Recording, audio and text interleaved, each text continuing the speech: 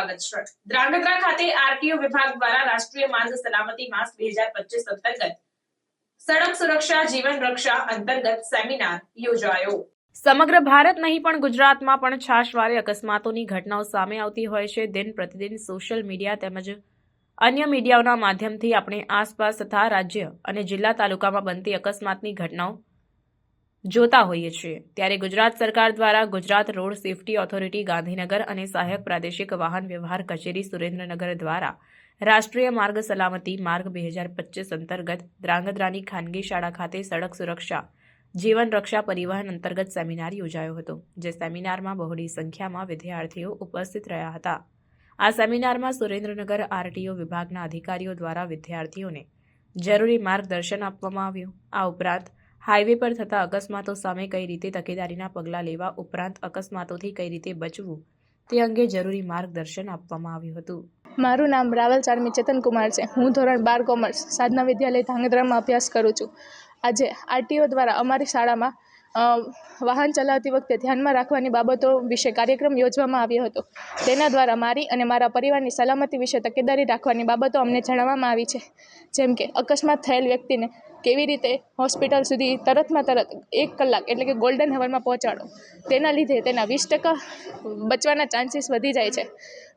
વાહન ચલાવતી વખતે ફોનનો ઉપયોગ ન કરવો જોઈએ। વાહન ચલાવતી હંમેશા હેલ્મેટ પહેરવો જોઈએ। વાહન ચલાવતી વખતે અકસ્માત થાય તો તેને એવી બેદરકારીના કારણે આપણા પરિવારને ઘણી બધી મુશ્કેલીઓનો સામનો કરવો પડે છે। 18 વર્ષ કરતાં નાની વયના બાળકોએ વાહન ચલાવવું જોઈએ નહીં। તેમની પૂરી જવાબદારી તેમના માતા પિતાએ રાખવી જોઈએ છે। જો માતા પિતા જ વધુ સ્પીડે વાહન ચલાવતા હોય તો બાળકો પણ તે જ શીખવાના છે।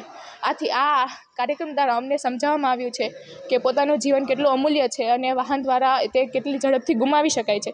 તેથી ધીમેથી વાહન ચલાવવું જોઈએ, ફોનનો ઉપયોગ ન કરવો જોઈએ, સીટ બેલ્ટ વાપરવો જોઈએ, હેલ્મેટ પહેરવું જોઈએ અને બધા જ સિગ્નલો અને ચેતવણીઓનું પાલન કરવું જોઈએ। આભાર।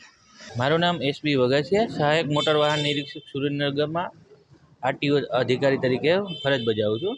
અત્રે આ વર્ષે રોડ સેફટી માસ જાન્યુઆરીથી શરૂ થયેલો છે, જેમાં માર્ગ ઉપર માર્ગ સલામતી તથા બાળકોને માર્ગ સલામતી અંગે નવા વિચારો અને માર્ગ સલામતી અંગે માર્ગદર્શન આપવા માટે એ સાધના સ્કૂલમાં અમે કાર્યક્રમ રાખેલો।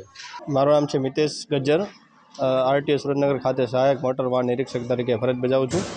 હાલ અમે ધ્રાંગધ્રા ખાતે સાધના સ્કૂલમાં બાળકોને માર્ગ સલામતી માસ 2025 અંતર્ગત રસ્તા ઉપર થતા અકસ્માતો વિશે કઈ પ્રકારના અકસ્માતો વાહન દ્વારા થઈ શકે છે અને તેના માટે તકેદારીના પગલાઓ શું રાખવા જોઈએ એના વિશે બાળકોને અવગત કરાવ્યા છે।